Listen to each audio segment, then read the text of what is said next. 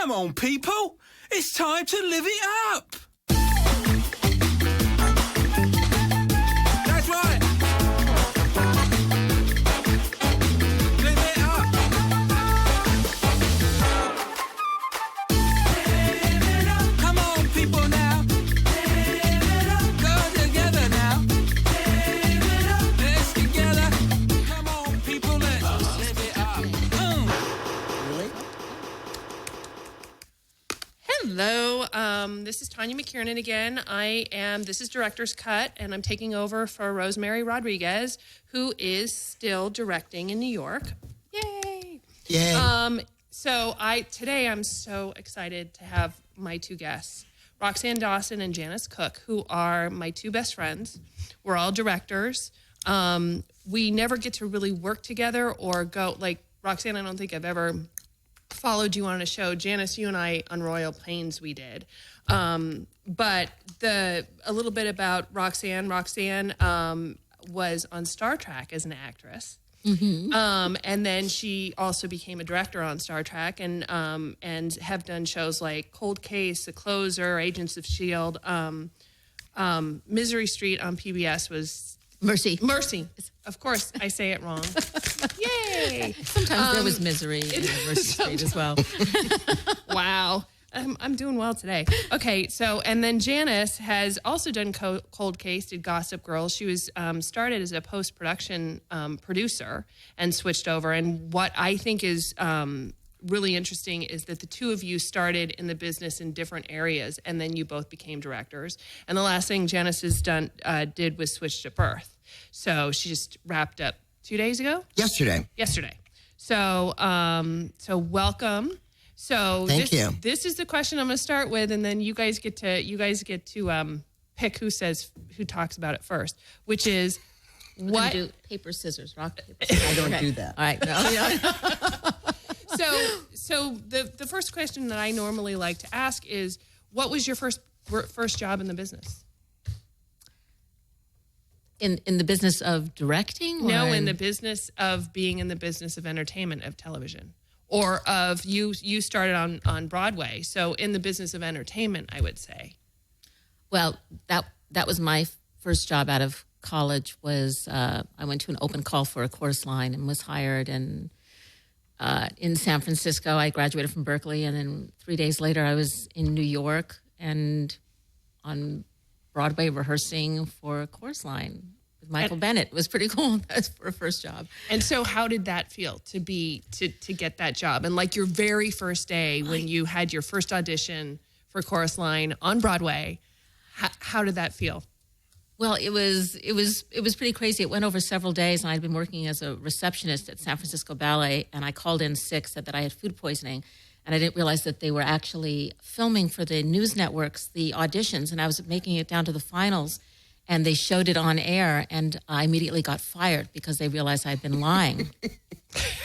Then, of course, when I was one of two people to get the job, they immediately turned tail and talked about how their receptionist just got a job in a chorus line. So it was very funny. They used it as a kind of publicity at San Francisco Ballet. But it was just kind of like a dream. I couldn't believe I was actually getting paid to do what I love doing. It was like stepping into a dream. Couldn't have been more amazing. And how many years were you on chorus line? I was on and off for several years. I went away and did other things and came back. And then I was actually out in Los Angeles doing other television work. And then they called me back to close the show in '89. I hadn't done it in 2 to 3 years, maybe. I went back into the last 6 months of the show and closed it. That's amazing. It was pretty cool. Yeah, that's awesome. So Janice, what was your first job in the entertainment industry? I got a job at Columbia Pictures, and it was a 10 weeks program. It's called the Executive Producers Program. And I got paid $150 a week to observe casting, editing, production, and you just went from week to week observing everything and learning about the industry, which turned into my first job, which was an apprentice editor, sound effects and music for Columbia Pictures. So it worked out pretty good.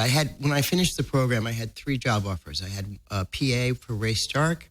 I was going to be either the liaison between film and video with Paramount Studios, or I could take the union job in editing. So I took the union job. Nice.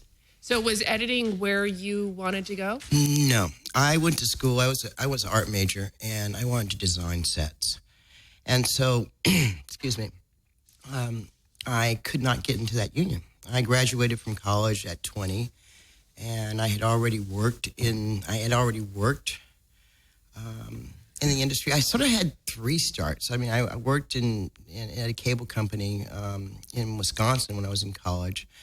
And so I did camera, and I did graphics, and I built sets. And so I wanted to be a set designer. I mean, when I was in college, I did theater and built sets for all of the plays, but I couldn't get into that union. But this other job at Columbia allowed me to get into editing. So my passion was to be an art director. Wow. But I think it turned out A-okay. I think I think it did, but I think it's interesting. But I have a great passion for production designers, and we tend to get along very well. Well, and I think you get along well with editors too. Oh, right? absolutely. Because how long were you in post-production? 25 years. Right. And then the next question is, like, for both of you, since you're both directors, when was it that you decided that you want to be directors? Like, Roxanne, because you were acting for a long time, and then what was it that when did you get bit by the directing bug? Well, I think because I'm a little bit of a control freak, but you don't think that, though, do you? No. Maybe I need to know you a little bit longer before.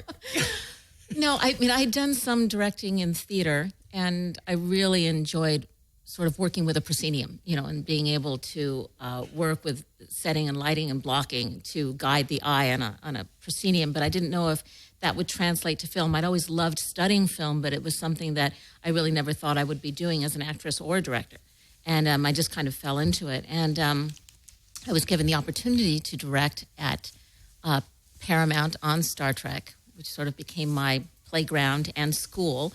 And while I was working on the show, I was able to follow and study other directors and sit in editing and production meetings and learn about it. And I was just sort of trying to dip my toe in the water and see if it was something I liked. And I think the first time that I did it, I was also acting in the show as well. And I realized that that was something I did not like. Some people can handle that, but I do not like acting in the show that I'm directing. It was just 2 parts of my mind that don't work well at the same time. But I did love it, and I thought I wanted to give it another chance. And I think the first time that I actually really enjoyed directing was when I went on to Enterprise and began to just direct and not have to worry about acting. I just learned to love it more and more, and just realized that that's where I needed and wanted to be. Do you feel like you had a greater sense of creativity or expression when you directed as opposed to acting? Like, what's the different feeling for you, being an actor and then being a director? Is there a difference? Well, I mean, again, it's a little bit of the control factor. I think every time I acted, I put in as much work on my little piece of the pie, but I was fascinated by the whole pie. And I would often even think about that. I mean, I would come in as an actor and have blocking in my mind, and sometimes that didn't work very well with the directors that I was working with, because I had a very strong sense of what I wanted to do, and I really thought that's the way it should be done. And then, but I've had my payback over the years, believe me. 10 times. You had actors that decided that they want to do something a certain way, which is not the way that you wanted it. Yes. I mean, I really do understand the actor's head. And I love actors that come in with strong opinions. And I've learned, I think, throughout the years to be less threatened by that and actually to embrace that, because I think that every day that I go to work, and every new idea that is introduced to me, whether it's from an actor or somebody else on the set, I try to see what I can steal, what I can take, what new things I can discover. I always have a plan and a backup plan, as we've all talked about, 3 times over. but I love to discover things that I hadn't thought of or that suddenly become better or a new way of looking at something, right in the moment that can incorporate other people so that we all feel that we're part of creating what's happening. Right. And Janice, when did the directing bug bite you? I was supervising editing, and I was a co-producer for many years, and I ended up shooting inserts at first, and then shooting second unit, and then I started designing main titles, which I did 18 of with my business partner, Faye Cottrell, and so I got to shoot those things, and I just started leaning towards that. And on a new show, on a show called Dawson's Creek, I got my opportunity. I was also a producer on the show. And so that's where it was. But it was pretty interesting because I was an armchair quarterback, supervising editing. So I would say, I have no idea what this director was thinking, and why didn't they get a close-up, and why didn't they do this, and why didn't they do that. And so being in editing, I like I said, it was an armchair quarterback. And when I got into the chair myself, I was overwhelmed. I had no idea what I was doing. I basically would go to the hotel every night after directing and throw up. I was nervous. I was very nervous, but it all worked out. Yeah, but I think You don't do that anymore, though, do you? Well, it's okay if you throw. For the next five episodes, I only started throwing up on the weekends.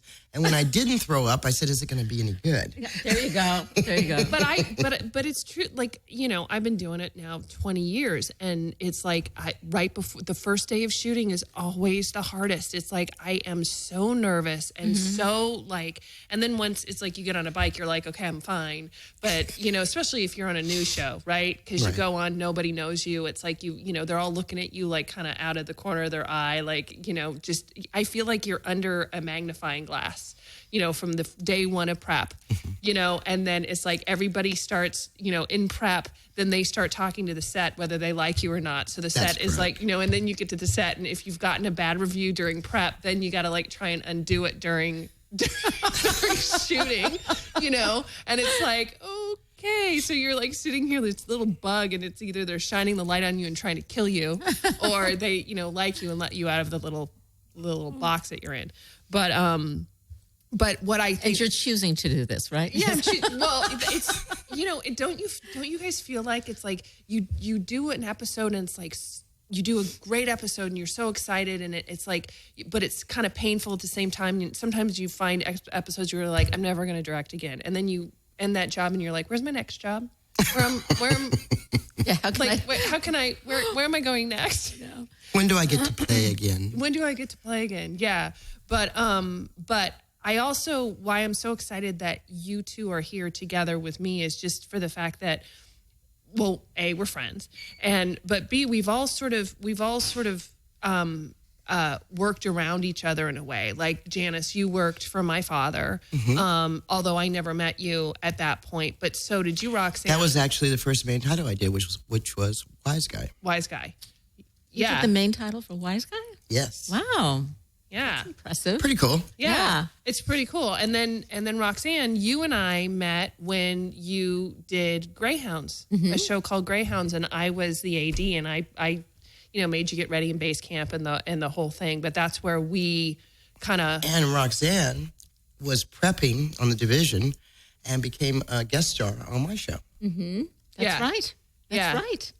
Yeah. So it's we're like related. We're all related. Well, and the funny thing is, and I guess I should mention how we all met, which was we were at the ABC diversity program through the Guild, and it was one of those interesting things where you had to go to the diversity.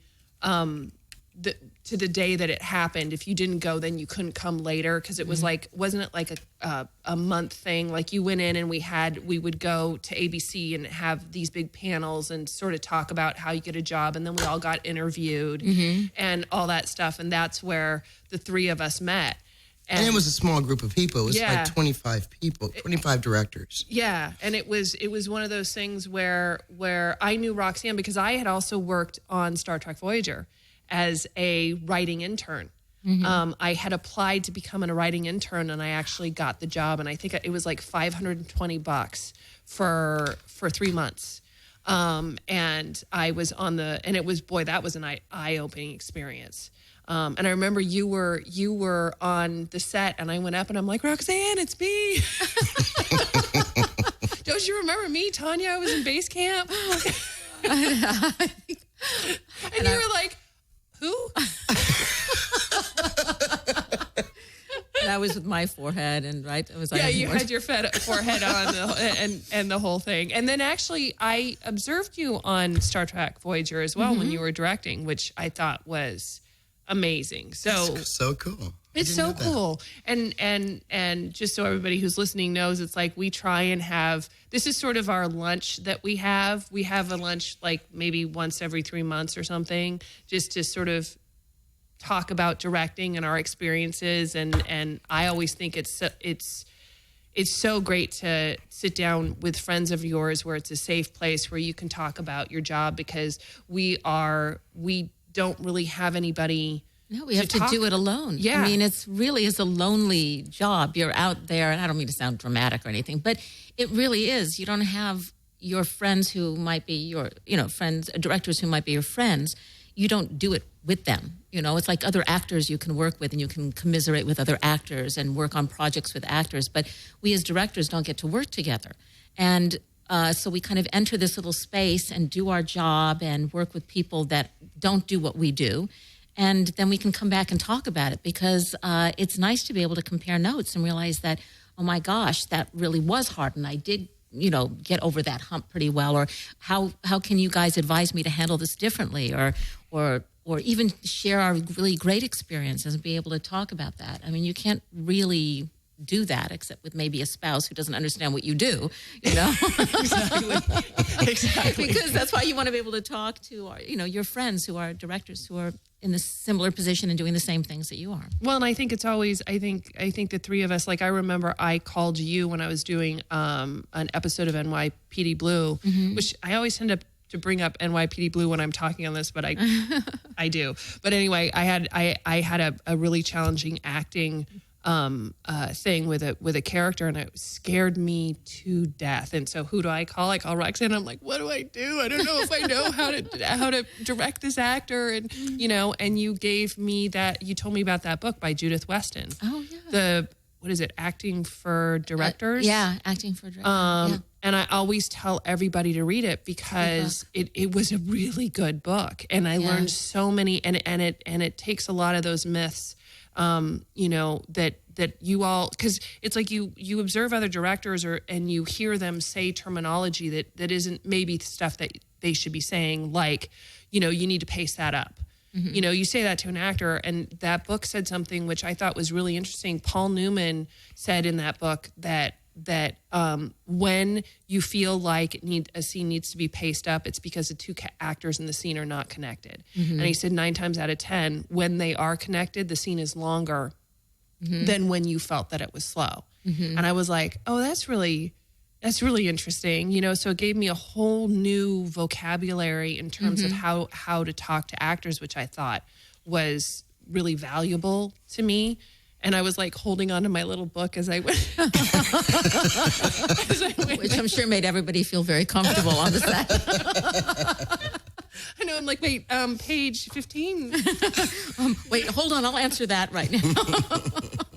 So speaking of actors, like having come from acting, was it hard for you to make that transition? Well, it's interesting. I took, when I was doing Voyager, I took some classes with a wonderful teacher named Jim Pasternak. And he was really my only directing teacher. And he had us do short films and write and act and direct. And one of the things he said to me that always stuck, he said, so many directors come from different disciplines. They come from doing other things. They don't just come up as directors. And that as they're making, and they can bring that information to what they're doing. It can add to it can make it a richer experience. However, when they're first starting, the first thing they do really is neglect their primary discipline. He said, so you'll have an actor who's starting to direct, and he probably won't give the actors as much attention as he or she needs to, because they're concentrating on the things they're not as comfortable with, the composition of the shot, the lighting, the camera movement, and not looking at the actors. If there's somebody who's coming from editing, they'll neglect getting all the pieces that they need to get to fit things together. They'll neglect their primary place that they came from because they're concentrating on the things that are new to them. And so I always try to make sure that as I was thinking about camera movement and continuity and composition, that I didn't forget the actors. But it's interesting. He said that to me, and it was one of the first things that I did not think about. I went, well, actors can act, right? And then I went, no, I have to actually direct them, because as I thought, I come prepared. They should come. But then I love talking to actors, and I love learning the different ways that they work and the different things that can motivate them. I'm sure you've discovered that you don't, even actors in the same scene might respond very differently to the same direction. And so it's understanding the best way to communicate and what they need to be able to get to where they need to be. And just knowing that how difficult it is to do what they do, that they go home and do a massive amount of homework to come to work prepared. And when they come prepared and with ideas, they need to be heard. And it is a collaboration. But I think the best gift that you can give an actor is the gift of trust. If they feel they can trust you, they can let go of watching themselves. And they can really rely on your eye and really look at you and go, was that okay? Instead of that feeling of monitoring everything they're doing because they don't trust the director, So that kind of trust, I think, is really, really important. And when you achieve that, I just feel like it's such a great working collaborative experience. And Janice, you coming from post-production, how has that affected the way that you're a director? Or has it? Or was it an easy transition and you didn't really think about that? Because I know that you like storyboard, or not storyboard, but really do a shot list of your shot. Sure, I use the director plans and I draw everything out, and I always have a plan so I can change a plan. It happens. It's the hardest thing for me to become a director. I understood the shots I needed. I understood not crossing the line. I understood transitions, and it's like you don't stay in a crane shot forever. You do one take and move on. You don't stay in a master too long because you're going to go into it's television where I work, and so it's going to go into close-ups quicker. But what I found difficult was trying to figure out how to talk to actors, because when you're in editorial, you're not with a lot of people.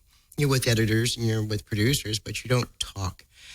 And so when my first time that I went to casting, I was sitting there and the actors kept coming in, and I would go, "That's nice, thank you." And they'd come back, another person would come, "That's nice, thank you." Next person, "That's nice, thank you." And I always thought, because it was the first time I was in casting, I thought just the perfect one would come in and I'd see them. But my producer turned to me and says, "You can talk to them, right? You can give them an adjustment." And I said, "Really?" And he says, "Oh, you've never been in casting, have you?" And I said, "No, post-production." So anyway, I got really nervous talking to actors, and I bought all the books, and it confused the heck out of me. I bought every book. I mean, there's so many different theories. There's so many different ways to act. Everybody has a different school, and I didn't understand that. And so there's not one way. So you got to figure out what's going to work for you.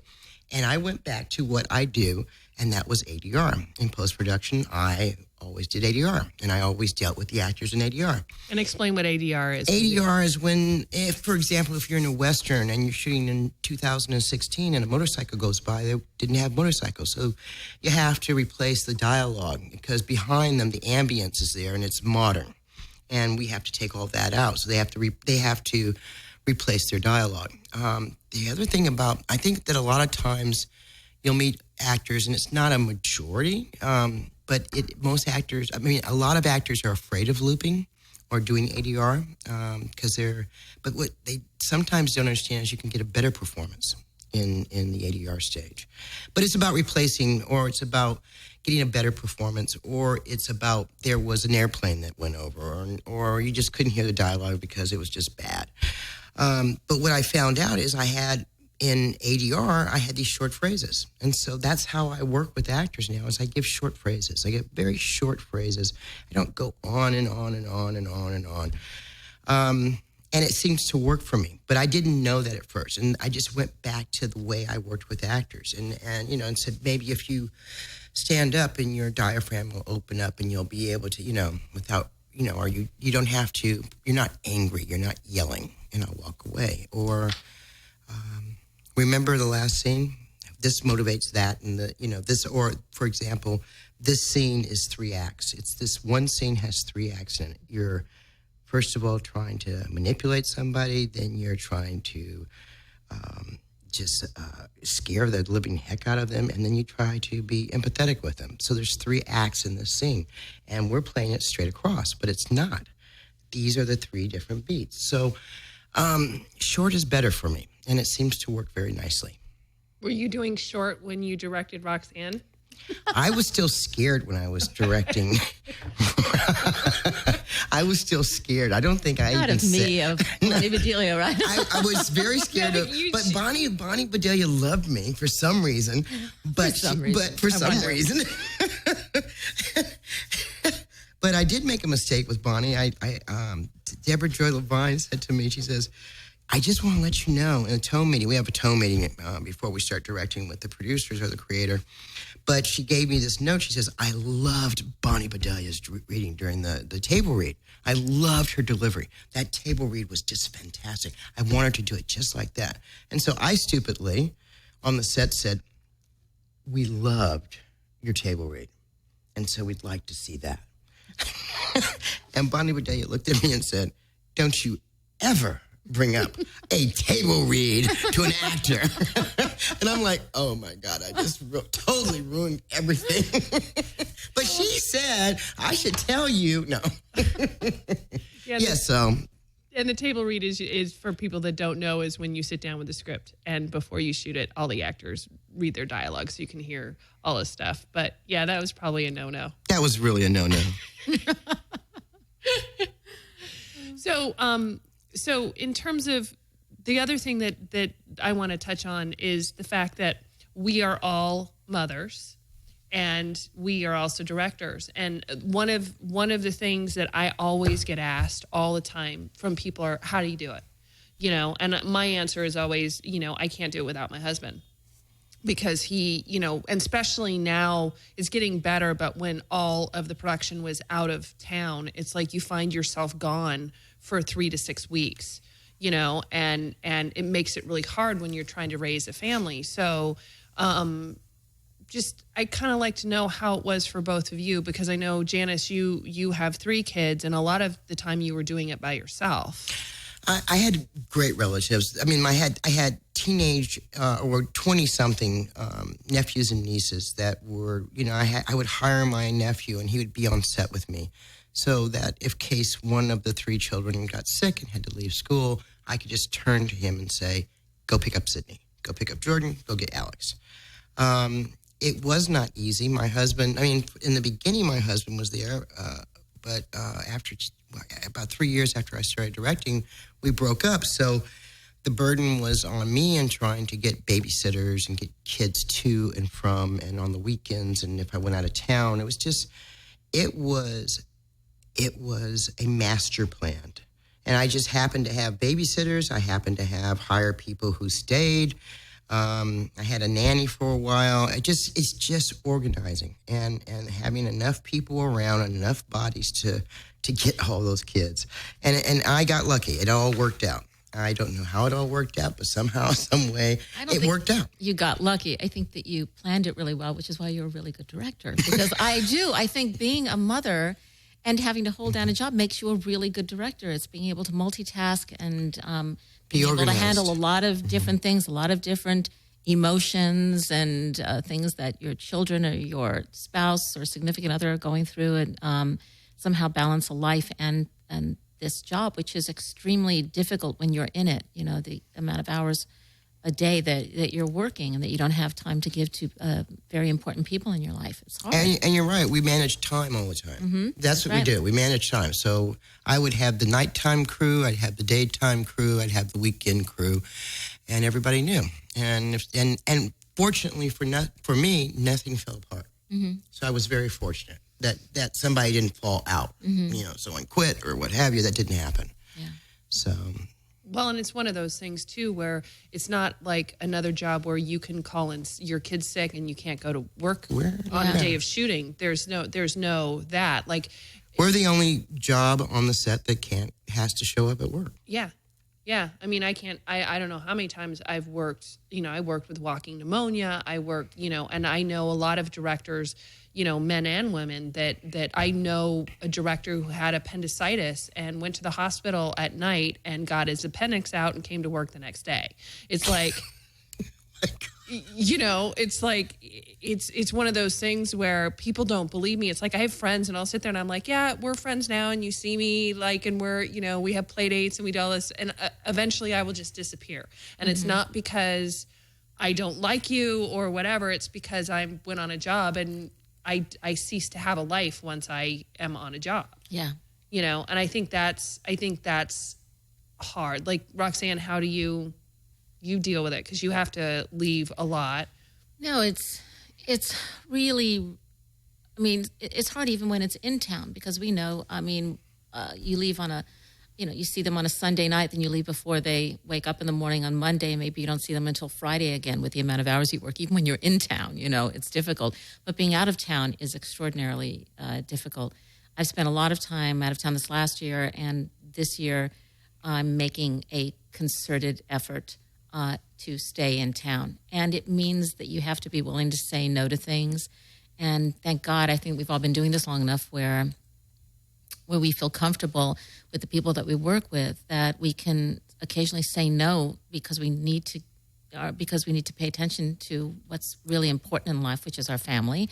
And at times we can't do everything. I think that thing that you can do it all. Well, yes, eventually, but not maybe at the same time, and sometimes you have to make choices. And sometimes it's saying no to something and staying home where you need to be and taking a job maybe that is not as interesting, but that will get you through. And other times when you've negotiated that, you can leave for something that is really exciting to you. And I think we're all fortunate to have these things in our life now and these choices. And I know that when I was first starting, you thought if you ever said no to anything, you'd be blacklisted or something. You would never work again. I mean, how dare you say no exactly. to something? And but I think we've learned that we can do that, and that there is also power in choosing the projects that we work on. I think that Tanya's done this, and I just did it yesterday. My last show, actually my last two shows, I have twin 22-year-olds, and they became my assistants. And so Sydney went with me to New York on Royal Pains, and we stayed for 24 days, and then Jordan just spent 24 days with me on Switched at Birth. And it was great. Sydney was fantastic in prep. Because she's been on set most of her life, the shooting wasn't as interesting for her. So she sort of wandered away after day two because she had a lot of friends in New York. But Jordan stuck it out, and she was there 24/7, and she now is starting to consider directing. Wow. And it's pretty amazing. And she did so well on the set, and everybody loved her. And it was just, I'm like, here's my 22-year-old here on the set with me, and it's like, this is amazing. Well, I also found my daughter Katie went to Devious Maids with me for 6 weeks, and part of it was for me. Like, I don't like being gone. It's hard for me, which I'm sure it's hard for you too. But taking my daughter with me and having her be my assistant at 15 and a half was amazing. It made the whole thing different. It was like on the weekends, I wasn't sitting in my room going, I really want to go see things with my family. I don't want to go see this because I'm doing it by myself. Yep. I get to go, we went to the Coke Museum. We did all this stuff. But I also felt like there was an appreciation from her side. Like she understood what it was that I did. and because, and even my son, he went and was with me on Shadowhunters last summer, and he just told me, he's like, Mom, he goes, I tell my friends what you do, but they don't really know what it is that you do. They think, and it's a joke I say on set all the time. It's like, I only say action and cut. I really don't do anything else. It's just like, that's my job. And in movies, they portray us sitting in a chair all the time. Sitting in a chair all the time. So, but he said, and I said, is that what you thought? And he said, I did until I came and worked with you. And he goes, you get asked 1 million questions in a day, and you have so many things to figure out, and everybody's looking at you. And it's amazing, especially when your kids get upset with you for leaving and guilt trip you all the time and tell you, well, you weren't there for that because you were working, and you're like, well, yeah, I was working, but I'm paying for your, for you to have that, whatever you have. But it was amazing for them to then understand what it was that I was doing. Yeah. And now it's like, now when something happens or I have a hard day, I can actually talk to them about it and they understand what I'm saying. Instead of, as you said, coming home and you're trying to explain it to your spouse and they're looking at you like, why are you complaining? Like, I don't understand, but it's like, even my son, I remember I had one day where they were going to pull the plug on me, and he would look at his watch and go, you got 15 minutes. And I'm like, looking at him like, I'm going to kill you. And he walks up and he's like, now you have 10. And I'm like, okay. But what happened was he kept me laughing, but I was like looking at him and he's like, Mom, 5 minutes. I don't need your help. And the producers were like, yeah, I think we're going to hire Brendan. He's like really good at getting you to, get your stuff done. That's it was hilarious. so funny. Do you think you would ever take your girls, Roxanne, with you? Oh my gosh, I would love to. They show no interest whatsoever. I remember I was once on I was doing Major Crimes, and I brought my youngest onto set so that she could see what mommy does. And first she was more interested in the craft service table. And then after that, all of a sudden she kind of disappeared, and I found her in another room, on the set doing her homework. And I said, don't you want to come and watch mommy direct? And she said, well, I sort of had to get my homework done. And I was like, I suppose I should let her do that. But at the same time, I'm thinking, but you're here. I would think you'd be interested, So I don't know. For some reason, they show absolutely no interest in what I do. But my 18-year-old is going off to college next year, and she'll be, doing her thing.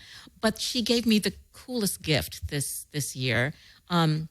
She has shown no interest in the theater arts whatsoever, but she won't say it was for me, but I think it was.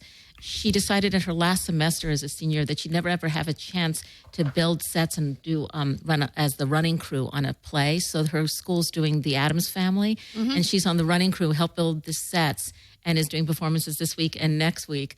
And of course, I got a front row seat to watch her move the sets back there and the things that she had built. And she's been, she just wanted to know what it was like to be around theater people and to do a show once. She knew she'd probably never have an opportunity to do it again, and wanted to know sort of what it was that I loved about theater, And so that was a real gift for me. Well, you need to take Janice because she's into set design. I know. Look at that. Look at that. She knows my daughter knows how to use a power tool now. She's very excited. I said, and that's useful. She'll be able to use that. No, it's fun. Like my whole background was theater, and it's like building sets and doing all that stuff. It's just, it's a whole different way of looking at things. But I think it's fun to see your kids like just understand what it is that you do. Yeah, that's pretty cool. And then Roxanne, your husband Eric is also a casting director. Yes. And so, how does that work? Having him be a casting director and you being a director.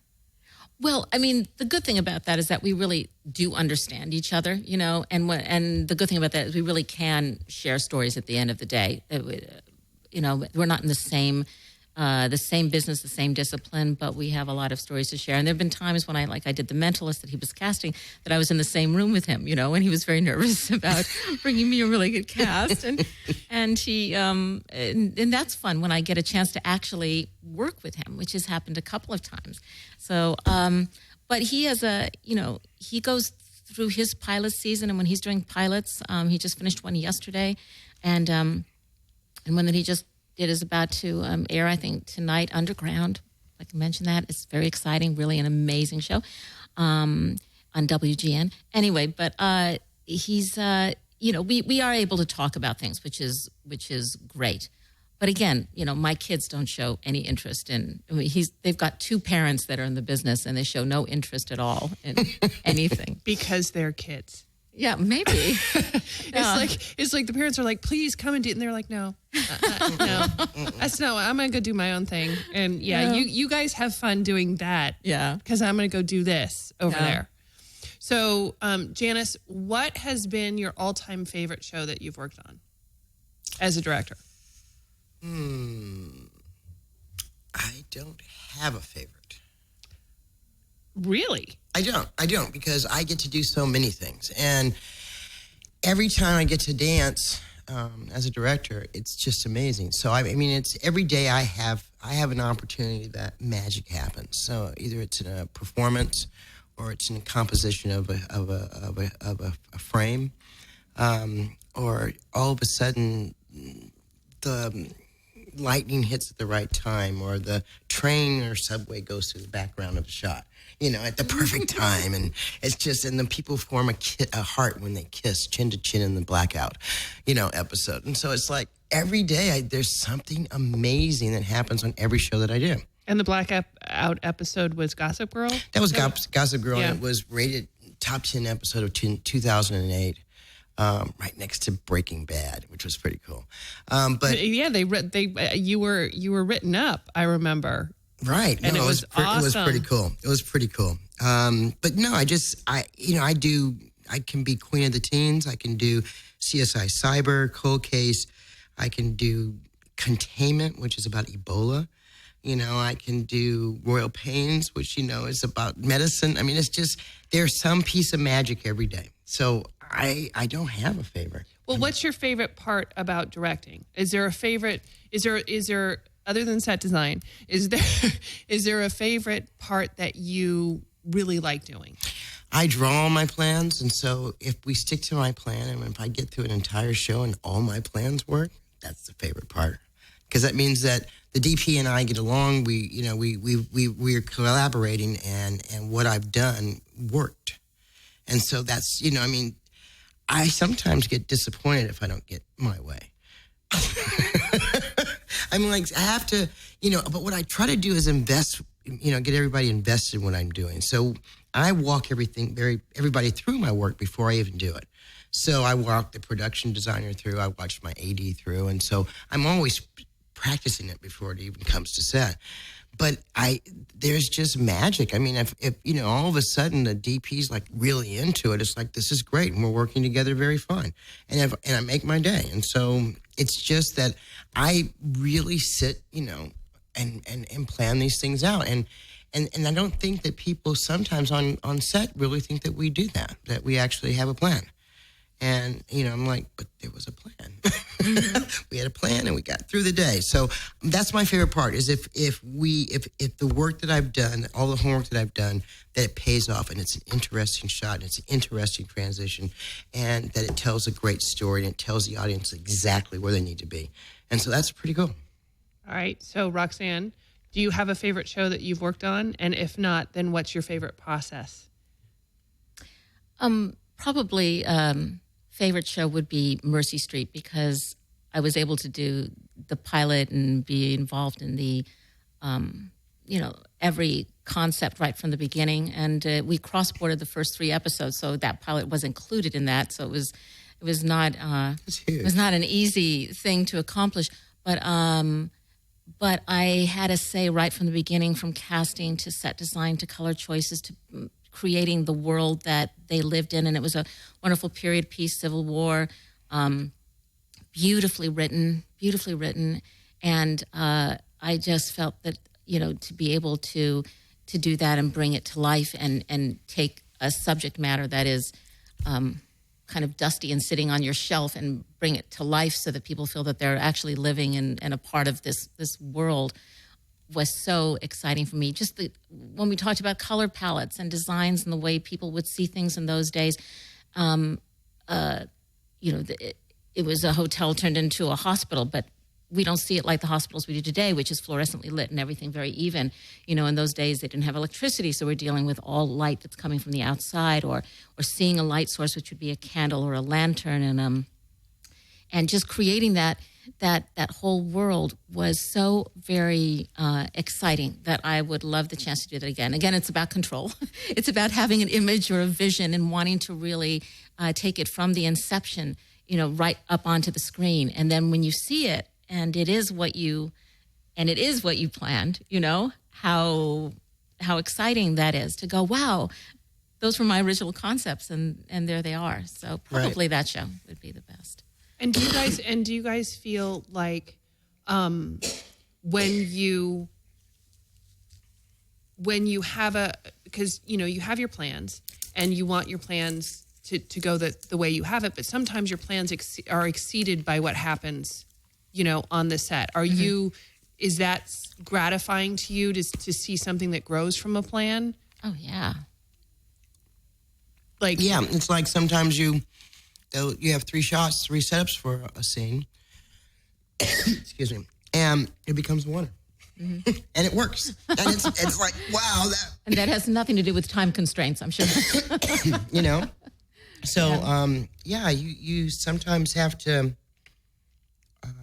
just change. You have to change what your thoughts were. I mean, you have to best serve the day. Mm-hmm. And you have to be able to go with it to still enjoy it.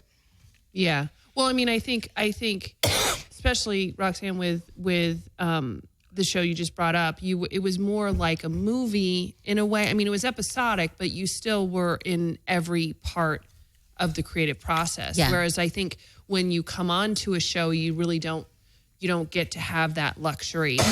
No, it's so different. You come on and you go, what has been established, and how can I fulfill what you've established and still put my thumbprint on it, still put my signature on it, and elevate it. And, but so it's a very different kind of thing. In fact, I was kind of pinching myself through the whole process because it's very exciting when you're being asked all these questions about things that haven't existed before, and that you are actually there helping to create them and studying about them. And so that was a thoroughly enjoyable. And the people that I worked with there were phenomenal too. So that always helps. Yeah. Yeah. Well, and I guess what if we have some budding directors listening to us, like what would be your guys' advice to starting a career in episodic? Like, because it's funny, I don't want to say just directing because doing a movie and doing episodic should be named different things. No, don't you think so? Well, yeah. Oh my gosh. Because it's not, the rules are completely different. I mean, I remember I went to something at the Directors Guild where they were talking about writers and directors relationship, which was a great thing that they did, but it was about features. And I remember, I think, Janice, were we sitting together maybe? And I was sitting with someone else, and I was like, they need to do another one just about episodic television because it's just a different animal. It's not. And a lot of times you've got these people that are doing indies and stuff because they're trying to find a way into the episodic model, and then they get in there and it's like they get smacked in the face. Yep. So what would be your guys' advice to somebody who's trying to make it into episodic television? Well, to get onto the sets, to find other jobs that you can do on the set. Whether it's a different discipline, whether you're coming from script supervising or an editor that can spend time on the set, or there's a wonderful makeup artist who's worked in Major Crimes who's now directing there. Great. She's so fantastic. Yeah. And you just go, it's being on a set and understanding what's necessary and being that fly on the wall. I mean, even when I was acting, I really did not understand what a director did. I had no idea. And I remind myself every day that the actors that I'm working with have no idea what we do, what we really do. And, but while I was acting, I was on the set whenever I wasn't working as an actor, watching all the directors, sitting in editing, and just learning. I mean, it's really the only way, because you can do all of your own little features and produce, shorts, but it's not going to help you succeed on your first episodic directing job. That is a whole different animal. I totally agree with you. Yeah. And Janice, what would you tell somebody who's trying to break into episodic? I think that I think people today have a much greater opportunity to work. I mean, to start to prepare. I mean, they have iPhones and iPads, and they can shoot anything they want, and they can edit, and they can do that at their home. And they need to. It's like if you want to write, you need to write. If you want to direct, then you need to direct. You have to, fall down to get, to stand up. Right. You have to figure it out. And if you are shooting your own movies and you're editing your own movies, or at least you're having someone edit them for you, then you can see where the mistakes are, or where they're not, or you've started to do something different. You get to look at all these movies now, and they have all these directors and actors and producers and writers commenting throughout the movie. They've got such a great learning tools from those movies when you just go in and just listen to the conversations from the director's point of view. Mm-hmm. And that, it's something that we didn't have anything. No one told us anything. Basically, when I started directing, no one told me anything except that you need to get what you need to get. And what's behind you is behind you. Right. But no one told me. Everybody has a different style. I draw and I make a shot list. I don't know, you're on the set and your process is completely different than mine. Yeah, my process drives you absolutely insane. I would have a meltdown. I would have a total meltdown. Even the process with this whole thing, Janice is like, so do you have examples that can I look at? And I'm like, no, we're just going to go with it. I'll ask you guys questions and it will just happen the way it happens. And she's like, what? What? No, and you asked me more than once. That's what was funny. I know. So, but I think everybody's process is different, and mine tends to be organic, is what I hear from people. It's like I'm more organically. I'm prepared. I know what I'm doing, but it's like I watch for what the openings are, not highly shot listed. I just don't work that way. Right. I actually admire you that you do that, because it's like I sit there and it's like I just can't, because what will happen is I'll sit there looking at my thing and not look at what's happening on the set. So I like to see. Which I also saw you when I was prepping and you were directing on Royal Pains, that you like to see, and I do too. I usually stand where I think the master's going to be, and it always, the actors always gravitate towards me.